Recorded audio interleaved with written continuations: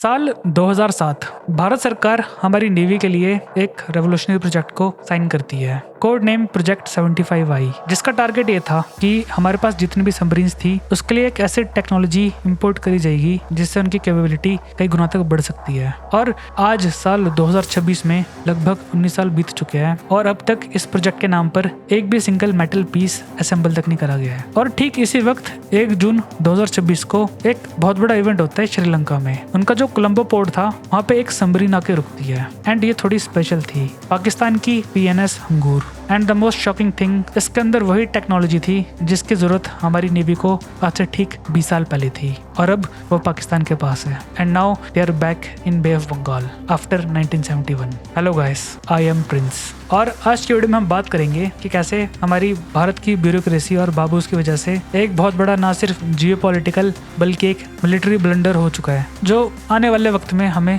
जरूर आके काटेगा भी। सो बिना वक्त ज़ाय करे let's start the video.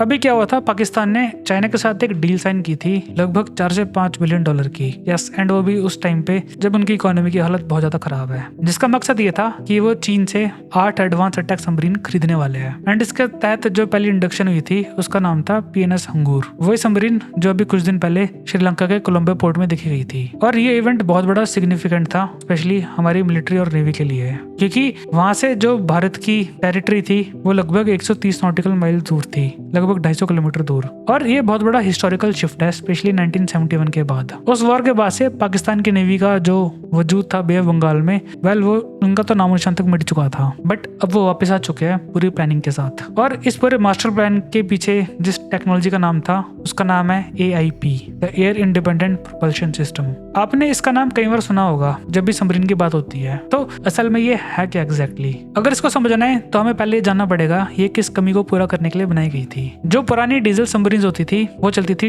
Diesel generator पे, बट जब उनको अटैक करना होता था या किसी शिप को डुबाना होता था तो उनको लगानी पड़ती थी डुबकी। एंड यहीं पे थी उनकी सबसे सीरियस लिमिटेशन। उस टाइम पे शिप के जितने भी सिस्टम्स थे वो चलते थे उनकी बैटरीज के ऊपर, और इस टाइम पे भी जो बैटरी की टेक्नोलॉजी है वो इतनी एडवांस नहीं हुई थी। सो जो टाइम मिलता था उनको तो मिलता था लगभग 24 से लेकर 48 घंटे तक का। एंड ना चाहते हुए भी उनको सरफेस पे आना पड़ता था ताकि अपने जो जनरेटर है उसको चालू करके अपनी बैटरी को रिचार्ज कर सके, या फिर कभी कभी एक छोटी सी नोजल पानी से निकाल के स्नॉर्कल पाइप उससे अपने जो इंजन है उसको चला सके।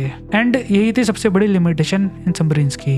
इस टाइम पे ये सबसे ज्यादा वनरेबल थी। भारत के पास ऐसे कई वेपन प्लेटफॉर्म है, स्पेशली PA टाइप पोसाइडन, जिनका काम यही होता है कि ऐसी जो पाइप्स है उनको कई 100 किलोमीटर दूर से पकड़ ले। और जो ये डीजल जनरेटर होता है ये काफी ज्यादा शोर पैदा करते हैं, सो इनको उस टाइम पे पिन पॉइंट करके डुबोना काफी ज्यादा आसान होता है। तो जो इंजीनियर्स थे उन्होंने अपना दिमाग लगाया कि एक इसी स्पेशल टास्क के लिए क्यों ना एक नई अप्रोच के साथ आए, और उसका वो नाम देते हैं AIP, जो उस टाइम पे PNS हंगूर में लगी हुई है। सो बेसिकली ये काम कैसे करती है कि सबमरीन अपने साथ ना सिर्फ डीजल ले जाती है बल्कि वो अलग से लिक्विड ऑक्सीजन भी लेकर चलती है कई सारे टैंक्स में, और इस लिक्विड ऑक्सीजन को इस्तेमाल करा जाता है एक दूसरे सिस्टम में जो काफी शांत तरीके से चलता है। एंड उसका फायदा ये होता है कि वो पावर जनरेट करता है ना सिर्फ शिप की जितने भी सेंसर्स और लाइफ सपोर्ट सिस्टम है उसके लिए, बल्कि वो सबमरीन को चला भी सकता है थोड़े डिस्टेंस तक के लिए भी। इससे ना सिर्फ जो बैटरीज है उन पे कोई दबाव नहीं पड़ता बल्कि जो डीजल जनरेटर्स होते हैं वो भी बंद रहते हैं। सो इसेंशियली ये बहुत ज्यादा शांत चलती है एंड इनको पकड़ पाना बहुत ज्यादा मुश्किल होता है इस मोड में। और इनको लड़ाई में ऐसे इस्तेमाल करा जाता है जैसे अगर कहीं पे हमला करना होता है तो एक सबमरीन को जो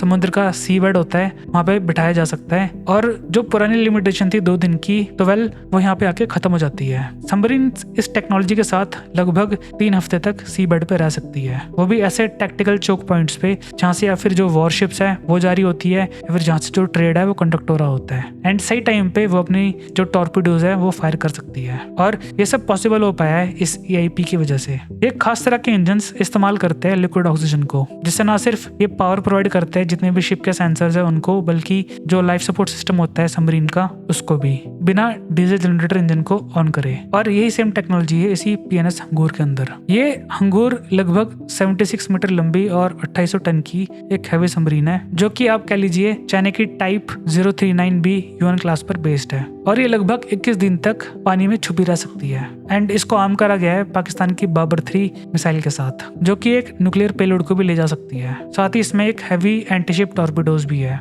और क्रूज मिसाइल्स का पूरा इंतजाम। जब मैं इस वीडियो को रिसर्च करा था तो एक बहुत ही इंटरेस्टिंग जानकारी निकल कर आई थी इसके बारे में। पाकिस्तान ने इसका नाम जानबूझ के हंगूर क्यों रखा है? 1971 में क्या हुआ था, उस टाइम पे ना सिर्फ हमारी आर्मी और एयरफोर्स लड़ रही थी, बट ये फर्स्ट टाइम था जब हमारी नेवी भी इंगेज थी। तो उस टाइम पे पाकिस्तान की यही सेम नाम की सबमरीन हमारी जो वॉरशिप थी INS खुकरी, उसके ऊपर हमला कर देती है अरेबियन सी में, जिससे वो वॉरशिप सिंक हो जाती है। उसमें हमारे 176 सेलर्स और 18 ऑफिसर्स शहीद हो जाते हैं। एंड जो शिप के कैप्टन थे, कैप्टन महेंद्र नाथ मुल्ला, वो अपनी शिप को छोड़ने से मना कर देते हैं एंड बाद में उनको महावीर चक्र से नवाजा जाता है। एंड पाकिस्तान ठीक इसी इंसिडेंट का इस्तेमाल कर रहा है एक साइकोलॉजिकल वॉरफेयर के रूप में। और ये कोई चीज नई नहीं है, भारत ने भी कई वॉरशिप के साथ करा है एग्जैक्टली सेम टैक्टिक्स के साथ, उनको याद दिलाने के लिए कि 71 में उनके साथ क्या हाल हुआ था। And they are also doing the same. But ये तो बात होगी PNS हंगूर की। अगर हम रियलिस्टिकली देखें एंड इमोशंस को थोड़ा साइड करें, तो जो ये सबमरीन है ये असल में कितनी डेंजरस है। आई मीन ये क्या क्या एडवांटेजेस और इसके कोई लिमिटेशन है भी कि नहीं। तो जो लोग या फिर जो ट्यूटर्स इसके ऊपर मजाक उड़ा रहे हैं, स्पेशली इंडिया में और इवन पाकिस्तान में भी, तो well this submarine is actually no joke. ये IP टेक्नोलॉजी से जो सबमरीन है वो काफी खामोश चलती है। इसको डिटेक्ट करना बहुत बहुत बहुत ज्यादा मुश्किल होता है, इवन अमेरिकन नेवी तक के लिए भी। और आप दुनिया की किसी भी नेवी को 21 दिन के हाई अलर्ट पे नहीं रह सकते जस्ट वो एक सबमरीन को ढूंढ के डुबा सके। बट दैट डजंट मीन कि इसके अपने खुद के ड्रॉबैक्स भी है। रिमेंबर जो मैंने बताया था कि ये अपने साथ लिक्विड ऑक्सीजन खुद लेके चलता है, तो वेल इसकी भी जो क्वांटिटी है वो लिमिटेड होती है, स्पेशली सबमरीन के अंदर। एंड जब तक ये है तब तक इनकी स्टेल्थ काबू में रहेगी। दूसरी जो सबसे सीरियस लिमिटेशन है कि ये पावर तो प्रोवाइड करती है, बट इतनी ज्यादा पावर प्रोवाइड नहीं करती कि ये इसी मोड पे कई हजार किलोमीटर को तय कर ले। And let me give an example. जब ये PNS हंगूर पाकिस्तान से श्रीलंका तक आई थी, तो उसको अपने जो डीजल जनरेटर्स है उसको चालू करने पड़े थे ताकि वो जल्दी से जल्दी कवर कर सके, somewhere at the speed of 15 to 20 knots. But ये डिस्टेंस इस AIP टेक्नोलॉजी पे कवर नहीं कर सकती। जहाँ पे वो शांत तो चलेगी, बट उनकी स्पीड रहेगी लगभग 4 नॉट्स के आसपास। सो इसको एक और सिर्फ एक ही टैक्टिक के लिए बनाया गया है कि जब किसी सबमरीन को अटैक करना होगा इस टेक्नोलॉजी के साथ, तो उस टाइम पे ये काम आती है अपने आप को छुपाने के लिए। And that's it. ये बड़े बड़े डिस्टेंस कवर नहीं कर सकती। एंड यहीं से हमें जो पाकिस्तान की टैक्टिक है एंड जो उनकी स्ट्रेटजी है उसके बारे में पता लगता है। उनका मकसद पूरी दुनिया के चक्कर लगाने का नहीं था, जो कि पॉसिबल हो सकता है एक न्यूक्लियर सबमरीन से। उनका एंड इकलौता दुश्मन अब तक रहा है तो वह है भारत। सो दैट मीन्स उनको या तो इंडियन ओशन, अरेबियन सी या फिर जो बे ऑफ बंगाल है वहां तक अपनी जो सबमरीन है उनको ले जानी है। एंड दूसरी जो चीज पता लगती है इन सबमरीन से कि जो हम 2 फ्रंट वॉर पढ़ते थे या 2.5 पढ़ते थे, तो वेल वो मिथ हो चुकी है। चाइना ने हेल्प करी है पाकिस्तान की, but at the same time ये बात किसी को नहीं पता कि चाइना ने बांग्लादेश की भी हेल्प करी है। जो उनका कॉक्स बाजार है वहाँ पे उन्होंने मदद की थी एक नया नेवल बेस बनाने में, BNS पेकुआ। एंड ये मेरी इंट्यूशन है कि जो ये नेवल बेस है ये वेरी केपेबल है इन्हीं सबमरीन्स को रिसीव करने के लिए। सो दैट इफेक्टिवली मीन्स कि भारत को 3 साइड से सराउंड करा जा रहा है। वेस्ट में अरेबियन सी, साउथ में कोलंबो और अब ईस्ट में बांग्लादेश।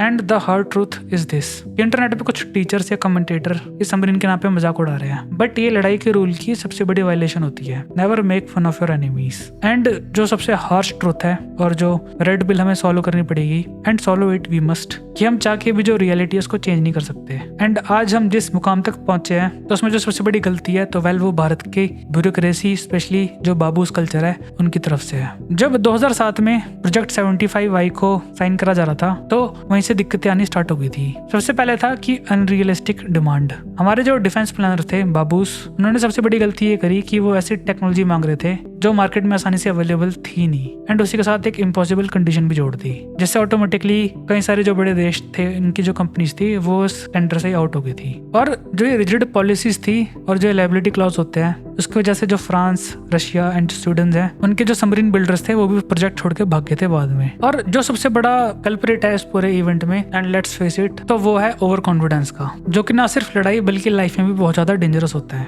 1971 के बाद से जो प्लानर्स थे, जो ब्यूरोक्रेसी थी, नॉट मिलिट्री, क्योंकि वो अपना ऑर्डर्स सरकार से लेती है, उनको ये लगने लग गया था कि 71 के बाद से हमने पूरे बे ऑफ बंगाल पे कब्जा कर लिया है, पाकिस्तान चाहे जाके तो आ भी नहीं सकता यहाँ पे, we are the king of Bengal. And उसी फैलिसी में क्या हुआ, इन्होंने ना कोई प्रिपरेशन करी, नहीं आगे फ्यूचर का सोचा कि आगे जो टेक्नोलॉजी है वो कैसे जा सकती है, एंड कैसे जो आज की कंडीशन है वो चेंज हो सकती है इस AIP सिस्टम की वजह से, जिसको फॉर्चुनेटली हमारे कुछ प्लानर्स ने देख लिया था साल 2007 में। और एक जो विल पावर होती है किसी प्रोजेक्ट को कमांड करने की, वो यहाँ पे भी देखी नहीं जा रही थी, just for the sake of naming इसको चलाया गया था। And here is the interesting thing, जिस टेक्नोलॉजी को हम इंपोर्ट कराने वाले थे 2007 में, अभी रिसेंटली DRDO ने सक्सेसफुली इसका ट्रायल कर लिया है 2026 में। And as per the timeline इसको इंजेक्ट करा जाएगा सबमरीन्स के अंदर अगले 2 या 3 सालों के अंदर। But the reality is this कि पाकिस्तान के पास ऑलरेडी पहली सबमरीन आ चुकी है इसी सेम टेक्नोलॉजी के साथ, एंड सरकार बिजी है बस पेट्रोल में इथेनॉल मिलाने के लिए और गरीबों का मजाक उड़ाने के लिए। रुपया डॉलर के मुकाबले कमजोर हो रहा है, एंड इवन जो हमारी देश के प्रधानमंत्री की जो इकोनॉमिक एडवाइजर है वो उल्टे सीधे बयान दे रही है, ना सिर्फ सेविंग खत्म करो बल्कि जो LPG की सब्सिडीज है उसको भी खत्म करो। Do check this video out. सरकार कितनी ज्यादा इग्नोरेंट है, स्पेशली एक गरीब आदमी के लिए इस टाइम पे।